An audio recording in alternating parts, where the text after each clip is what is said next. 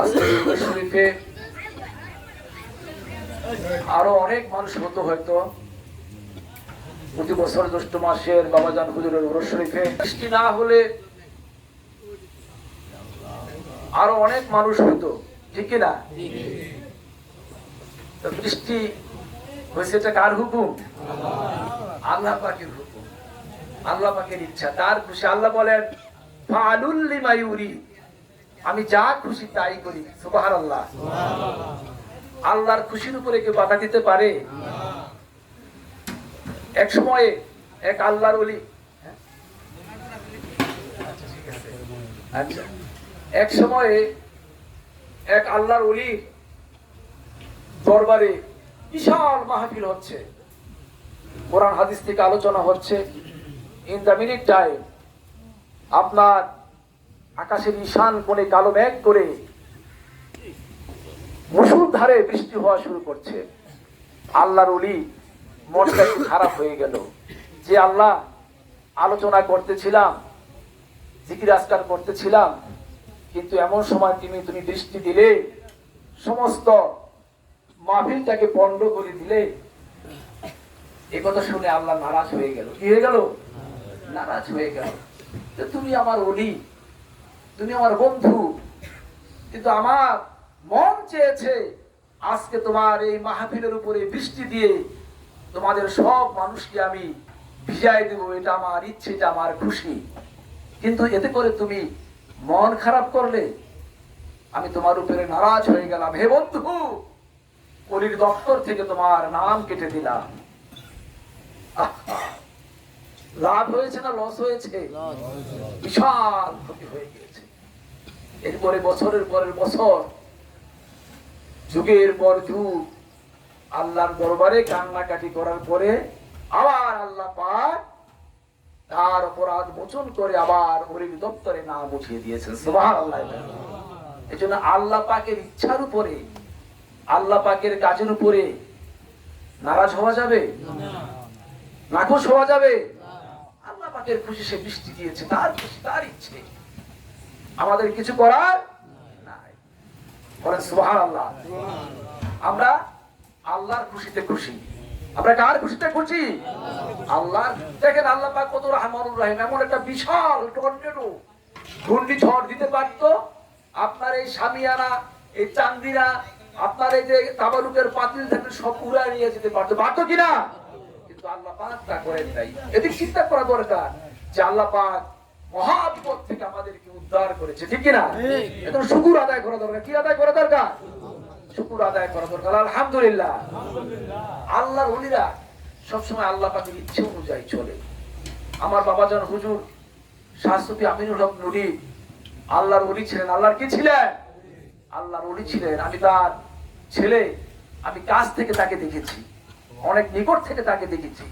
আমি এমন কোন রাত নাই যে তাকে দেখি নাই যে জিকির না করে। সুবহানাল্লাহ।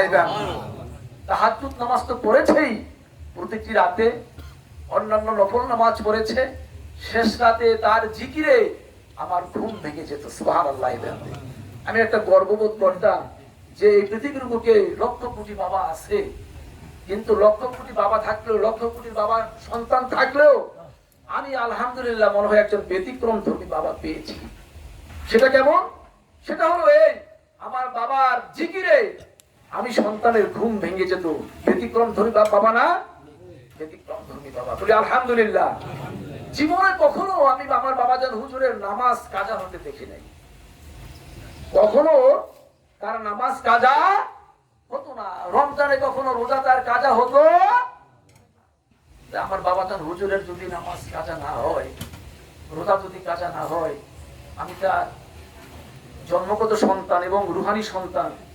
আপনারা রুহানি সন্তান, রক্তের সম্পর্ক থেকে রুহানি সম্পর্কটা অনেক বড়। বিশ্বাস করেন কিনা?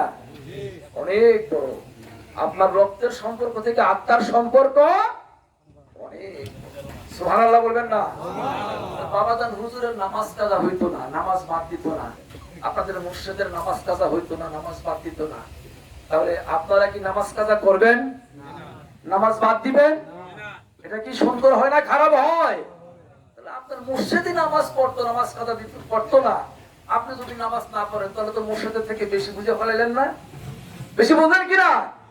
মুর্শিদ থেকে বেশি বোঝা যাবে না কম বুঝতে হবে? কম বুঝতে হবে। তোমার মুর্শিদ নামাজ পড়েছে, আমরা নামাজ পড়বো ইনশাআল্লাহ। আমার মুর্শিদ রোজা রেখেছে, আমরা রোজা রাখবো ইনশাআল্লাহ। আল্লাহ তাআলা দান করুন, বলে আমিন। দেখুন যে আল্লাহর ওলিদের এমন ক্ষমতা আল্লাহ পাক দান করেন, এটা তো বেলায়েতের যুগ। এটা কিসের যুগ? আপনারা বিরক্ত হচ্ছেন? কি তো ঘুমাইসা যাবো, এলাকার মানুষ যারা আছেন ঘুমাইসা যাবে, কিন্তু একটা রাত না ঘুমাইলেন, একটা রাত না ঘুমাইয়া বা 1 ঘন্টা না দেরি করে ঘুমাসতে যদি আল্লাহ খুশি হয়ে যায়, এটা আমাদের জন্য পরম পাওয়া। এটা আমাদের জন্য কি পরম পাওয়া। ইব্রাহিম আলাইহিস সালাম নবী ছিলেন, আল্লাহর খলিল ছিলেন, বন্ধু ছিলেন। আমি 5 মিনিটে শেষ করে দেব। আর তিনি নবী, আর বর্তমান হলো ওলি। এটা বেলায়েতের যুগ, ওটা ছিল নবুয়তের যুগ, রিসালাতের যুগ, এখন বেলায়েতের যুগ। ইব্রাহিম আলাইহিস সালামকে নমরুদ অগ্নিকুণ্ডের মধ্যে নিক্ষেপ করলো। অগ্নিকুণ্ডের মধ্যে নিক্ষেপ করার পরে সেই অগ্নিকুণ্ডকে, অগ্নিকুণ্ড রয়েছে না, ফুলের বাগান হয়ে গেছে, ফুলের বাগান হয়ে গেছে, ফুলের বাগান হয়ে গেছে। সেই আগুনের তাপে ইব্রাহিম নবীর একটা পোশাক পর্যন্ত পরে নাই। সুবহানাল্লাহ বলবেন না? ফুলের বাগান হয়ে গেছে। এই কথার পরিপ্রেক্ষিতে, এটার উপরে ডিপেন্ড করে আল্লাহর ওলি আল্লামা ইকবাল বলেন, আজ ভি হো जो इब्राहिम का इमाम पैदा आप कर सकती है एक अंदाजे गुलिस्ता पैदा। ইব্রাহিমের ইমাম যদি আজও কোথাও হয় বিদ্যমান, করতে পারেন অগ্নিকুণ্ডে খুবসুরত এক গুলিস্তান। সুবহানাল্লাহ। আজও ইব্রাহিমের কোন রুহানি সন্তানকে যদি আগুনের মধ্যে নিক্ষেপ করে দেওয়া হয়, আর ইমান যদি ইব্রাহিমের মতো হয়ে থাকে, আজও ওই বান্দার জন্য, ইব্রাহিমের রুহানি সন্তানের জন্য ওই অগ্নিকুণ্ডকে আল্লাহ পাকের ফুলের বাগান বানিয়ে দেওয়ার ক্ষমতা আছে। আছে কিনা? দেখেন আল্লাহর ওলি, আল্লাহর ওলি আপনার আবু মুসলিম বিন খাওয়ালি রাহিমাহুল্লাহ আরবের, সে মিথ্যা নবীর বিরুদ্ধে প্রতিবাদ করেছে। সে মিথ্যা নবী ছিল কে? মিথ্যা নবী ছিল আসওয়াদ। আসওয়াদ বিন কায়েস বলল যে আমি নবী, কিন্তু খাওয়ালি বললেন, আল্লাহ নবী বললেন যে না, আমার নবীর পরে আর কোন নবী আসবে না। খাতামুন নবী, আমার নবী হচ্ছেন শেষ নবী, সর্বশেষ নবী। আমার নবীর পরে কোন নবী হবে না, তুমি ভণ্ড নবী, মিথ্যা নবী। একথা বলার কারণে সেই ভণ্ড নবীর, মিথ্যা নবীর খুব পাওয়ার ছিল, পাওয়ারফুল নবী ছিল। সে কি করলো? সে ইব্রাহিমের মতো কি করলো? তাকেও একটা অগ্নিকুণ্ড বানিয়ে নমরুদের মতো ওই আল্লাহর ওলিকে আগুনের মধ্যে নিক্ষেপ করলো। নিক্ষেপ করার পরে ওই আসওয়াদ বিন কায়েস মিথ্যা নবী খেয়াল করে দেখলো এটা তো অগ্নিকুণ্ড নয়, এটা আগুন নয়। খেয়াল করে দেখলো এই আগুনের ভিতরে ফুলের বাগান হয়ে গেছে। সুবহানাল্লাহ। আর সেই ফুলের বাগানে এই আল্লাহর ওলি, এই খাওয়ালি রাহিমাহুল্লাহ মহারানী শান্তিতে বসে আছেন। সুবহানাল্লাহ। তাহলে আল্লাহর নবীকে অগ্নিকুণ্ডের মাঝে ফেলে দিয়ে আল্লাহ পাক সেই ফুলের বাগানকে কি করেছেন? সে অগ্নিকুণ্ডকে ফুলের বাগান করে দিয়েছেন। আবার আল্লাহর ওলিকেও অগ্নিকুণ্ডের মধ্যে নিক্ষেপ করে দিয়ে সেই অগ্নিকুণ্ডকে আল্লাহর ওলির জন্য আল্লাহ পাক ফুলের বাগান করে দিয়েছেন। সুবহানাল্লাহ। তাহলে আল্লাহর ওলির সাথে, আল্লাহর সাথে একটা কানেকশন আছে কিনা? যোগাযোগ আছে কিনা? যোগাযোগ আছে, কানেকশন রয়েছে, আপনার মহব্বত রয়েছে, প্রেম রয়েছে।